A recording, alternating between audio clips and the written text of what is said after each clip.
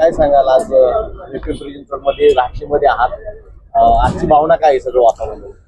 हे बघा, प्रभाग 27 रहाटणी आणि तापकीर नगरपर्यंत हा परिसर आहे आणि इथे चंद्रकांत अण्णा जे आहेत ते 1990 पासून सार्वजनिक जीवनामध्ये आहेत. 97 पासून बहुतेक आतापर्यंत एखाद दुसरी वेळ सोडता ते मला वाटतं सौभाग्यवती त्यांच्या आणि नंतर ते कंटिन्यू या प्रभागामध्ये आहे. आणि आमचा बाबा जे आहे त्रिभुवन आमच्या बीड जिल्ह्याचा आहे. मागच्या वेळेसही आदरणीय लक्ष्मण भाऊ यांनी त्यांना संधी दिली होती आणि त्यांच्या अत्यंत जवळचं असल्यामुळं त्यांनी संधी दिली. आता शंकर भाऊंनी सुद्धा दिली आणि खुळेताई आहेत, तापकीरताई आहे. हा जो पॅनल आहे हा अत्यंत स्ट्रॉंग पॅनल या ठिकाणी दिसतोय. आणि आमच्या भागातले जे लोक आहेत, विशेषतः बीड जिल्हा मराठवाड्यातले, या लोकांशी अण्णांचे संबंध अतिशय चांगले आहेत. बाबा प्रत्येकाच्या दारी त्या ठिकाणी जाण्याचं काम करतो. इतरही दोन्ही उमेदवार हे लोकांच्या परिचयाचे आहेत. आणि या भागामध्ये साधारणतः ज्या काही अडीअडचणी किंवा तक्रारी आमच्या भागातल्या लोकांच्या असतात, फसवेगिरीच्या, कुठं आम्हाला कोणी त्रास दिला, असा कुठलाही प्रकार साधारणतः या परिसरामध्ये दिसत नाही.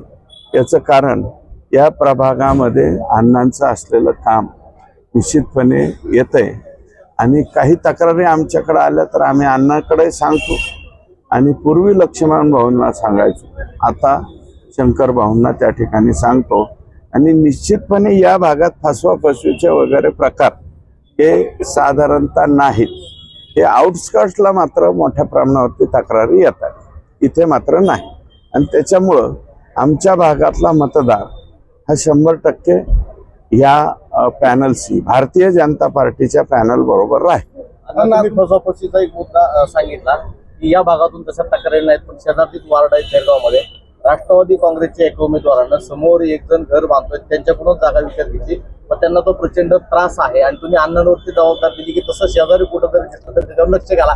तो मराठवाड्यातलाच आहे ज्याला त्रास होतो. हो, हे बघा, आमचे मराठवाड्यातले लोक पोट पाणी भरण्यासाठी या ठिकाणी आलेले आहे. आणि आता नुसतं पोट पाणी भरण्यासाठीच नाही, आता ती नीड झालेली आहे, गरज झालेली. स्थलांतर हे फक्त मराठवाड्यातनंच या ठिकाणी होत आहे असं नाही आहे. कदाचित आपल्या पश्चिम महाराष्ट्राचं सुद्धा इतर ठिकाणी होतं. आणि स्थलांतराचे वेगवेगळे प्रकार आहे. विदर्भातले लोक इथे येऊ शकतात, इकडचे लोक तिकडे जाऊ शकतात. हे स्थलांतर आता कुठल्याही महाराष्ट्रामधलं एक कुटुंब, अख्खं कुटुंब एका जागेवरती नाहीये. तुम्हाला सांग, 2 भाऊ असतील तर शेतीमध्ये एकाच भागतंय, मग एकाच भागत नाही तर तो स्थलांतरित करतो. तर हे असं जे प्रकार आता तुम्ही नाव घेतलेलं आहे, असे अनेक प्रकार म्हणजे बाहेरच्या भागामध्ये होत आहेत.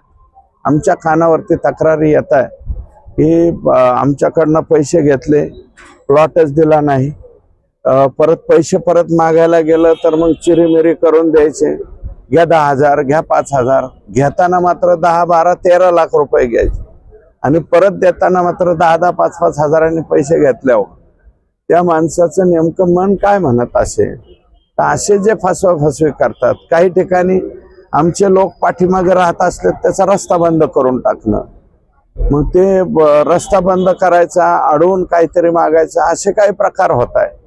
परंतु या प्रभागातले मी 100% खात्रीने सांगतो, एकही तक्रार नाही. कारण एकूण मताच्या जवळजवळ 20% जास्त भाग हा आमच्या भागातले लोक या ठिकाणी आहेत. परंतु सिंगल कंप्लेंट मात्र या भागातली आलेली नाही, हे नम्रपणे या ठिकाणी. बघितलं तर भाजपनं पिंपरी चिंचवड शहरात आपकी बार सो पारचा नारा दिलेला, आपण यावर काय म्हणतात? 100% येतील ना.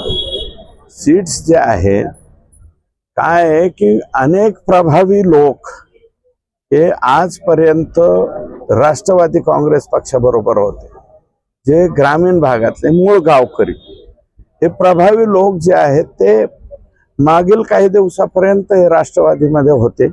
पण यावेळेसची एकंदरीत परिस्थिती ढवळेपासून तर शेवटच्या प्रभागापर्यंत अशी दिसते की अनेक प्रभावी लोक गावकरी लोक ज्यांचं एक एक दोन दोन गावावर 3 गावावर प्रभाव आहे, 4 गावावर प्रभाव आहे, असे प्रभावी लोक हे भारतीय जनता पार्टीमध्ये आल्याच्या नंतर भाजपाची संख्या 100% तुम्ही सांगताय तिथपर्यंत जाईल. अण्णा, तुमचं महाराष्ट्रामध्ये एक वाक्य प्रसिद्ध आहे, रगेलवन राहायचं, रगेलवन काम करायचं. तसे ही 4 उमेदवार प्रभागामध्ये तुमच्या वाक्यासंग रगेल सुद्धा काम केलं आहे, त्याविषयी काय सांगाल? आहेतच ना, रगेल दिसतानाच रगेल दिसतात. तर अण्णा, एक शेवटचा प्रश्न विचारतो. या प्रभागामध्ये मराठवाड्यातलं 10 ते 15 20% मतदान आहे. तर मराठवाड्यातील नागरिकांना तुम्ही काय आवाहन कराल? एकंदरीत भाजपनं तुमच्यावर पिंपरी चिंचवड शहरामध्ये मराठवाड्याची हे जबाबदारी दिली. बघा, संपूर्ण मराठवाड्याची वगैरे जबाबदारी माझ्याकडे दिलेली नाही. साधारणतः माझ्या मतदारसंघातील आणि बीड जिल्ह्यात, बीडसह आमचा शेजारी अहिल्यानगर जरी तो उत्तर महाराष्ट्रात असला तरी आमच्याशी संबंधित जिल्हा आहे. आणि बाकीचे मराठवाड्यातले जे लोक आमच्या इथे राहतात त्या लोकांना भेटणं, त्यांना बोलणं, मी एकटा थोडीच आहे. मी 2-3 प्रभागामध्ये फक्त जाणार आहे, 3-4 प्रभागामध्ये.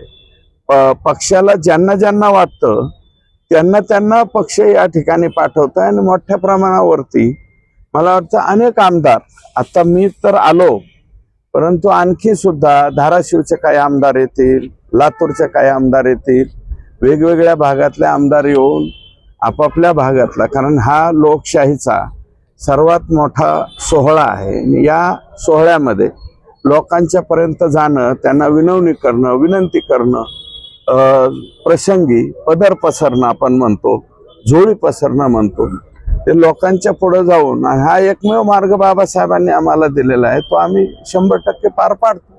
अण्णा, आता शेवटचा प्रश्न, फक्त बीड पुरतच मर्यादित न जाता तुम्ही मराठवाड्याचं नेतृत्व करून मराठवाड्याच्या सर्वच लोकांचा इथला नाही. तुम्ही घ्यावा असं सगळ्यांचं मत आहे. हे बघा, इनिशिएटिव्ह मराठवाड्यातला जरी दुसरा असला तर संपूर्ण मराठवाड्याचा वगैरे मी असं बेजबाबदारपणे बोलणार नाही.